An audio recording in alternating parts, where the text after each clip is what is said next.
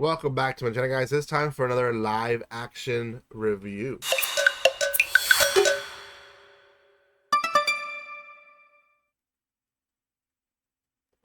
Welcome once again. We're going to be doing the review of the live action of Erased, which is on Netflix right now. Currently, you can watch the anime on Crunchyroll. I think the anime is also on Netflix for certain regions, at least.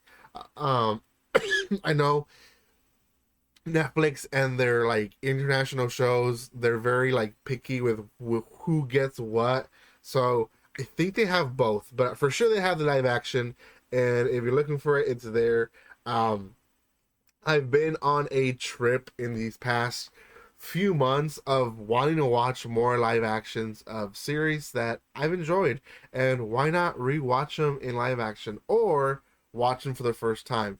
One series that I mentioned in a live, the live that we did back in December, was the Trillion Game.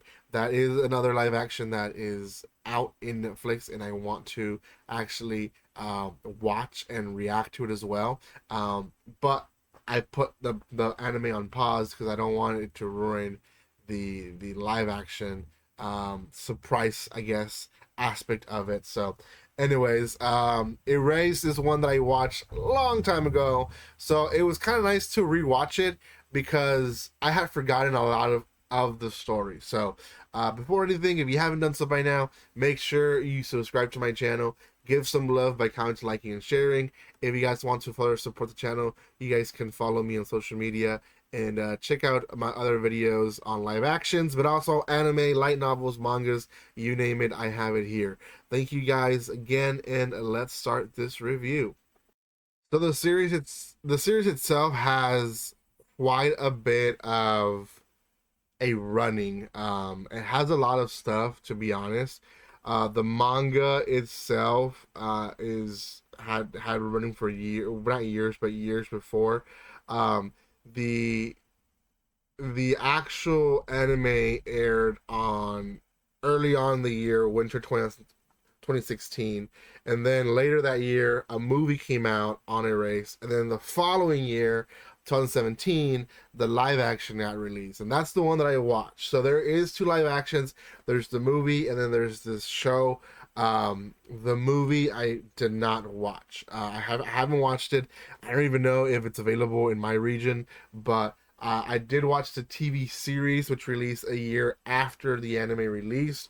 The anime was a big hit. I remember when it came out, I was already doing YouTube, and it's one that a lot of people talked about. I myself didn't talk about a lot just because at that time, I believe I was trying to stay away from like the bigger series. I was trying to hit more of the smaller series at that time, and yeah, I just decided it wasn't for me, I guess. But nonetheless, it's a 12 episode series, very similar to the anime, and each episode is 30 minutes. In fact, some people will go and compare episode with episode and see how they change stuff like that. I haven't done that just because I don't have the time to do that, but the anime itself, I remember it being a more dark tone series. There was a lot of, darker scenes I seen in the anime, and in the live action they were dark, but they weren't as dark I seem as I remember them to be in the anime. Very much on the two characters, uh Satoru and Kayo. Now, Satoru, he starts as an adult, for those that don't know the story, and he's able to kind of time travel. He doesn't know how to use it or control it. It just kind of happens. And essentially, things happen where his mother, Sachiko, is killed by who he believes, or she believed, to be the kidnapper that killed several kids from his time when he was a kid. So he reverts time all the way back to when he's a kid, and essentially he makes it a goal to save this one girl called Kayo, who is the first victim of the kidnapper there in his town. He then starts saving other kids eventually, but I want to say the first half, if maybe 4 episodes of the of the series, it's him saving Kaio. And he reverts back in time, I think once or twice. I believe it's like he does it a second time because the first time he fails. But he learns through his mistakes and he really relives all this, so he's able to help and control basically the situation.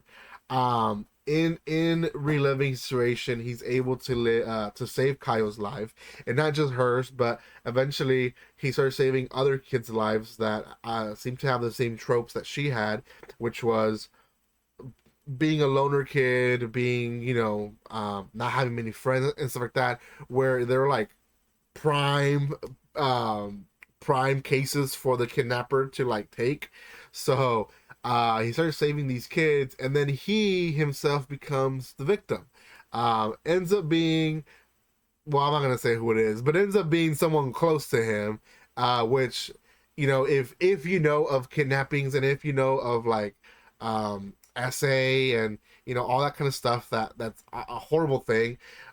A lot of the times is people that are closer than you and you just don't know it. So it's a similar case.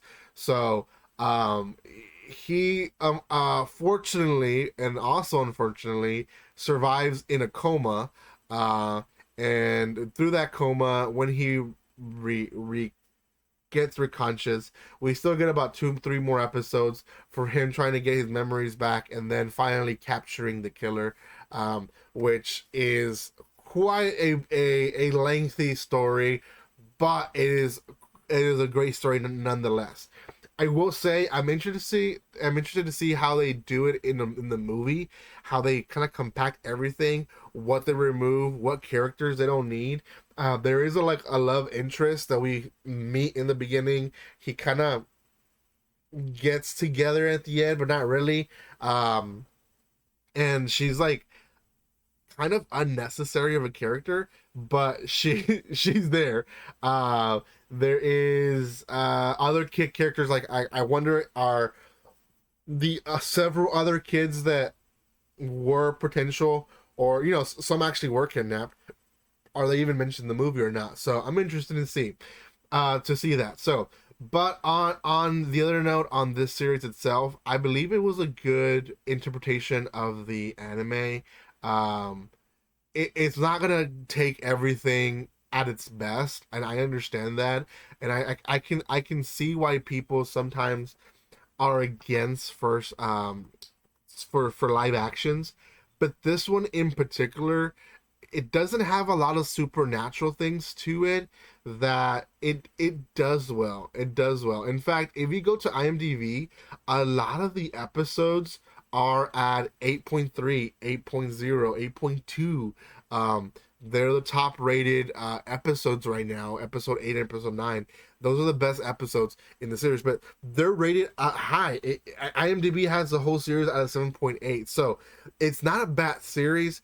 It's the fact that we watch the anime and then we compare it when we watch the live action. The live action on its own, I feel like if I show this to my wife, she would enjoy it. She would enjoy the whole criminal crime thing, finding out what's going on and all that, and not even have to watch the anime because she doesn't watch anime. So, yeah. So I believe 7.5 is a fair rating for this live action. It's actually one of the better live actions that I've seen. So I'm excited to see if there's better ones out there. Let me know if you guys have a suggestion in the comment section below. Thank you again for watching this. And if you haven't done so by now, subscribe to my channel. And like always, don't be strangers. See you guys.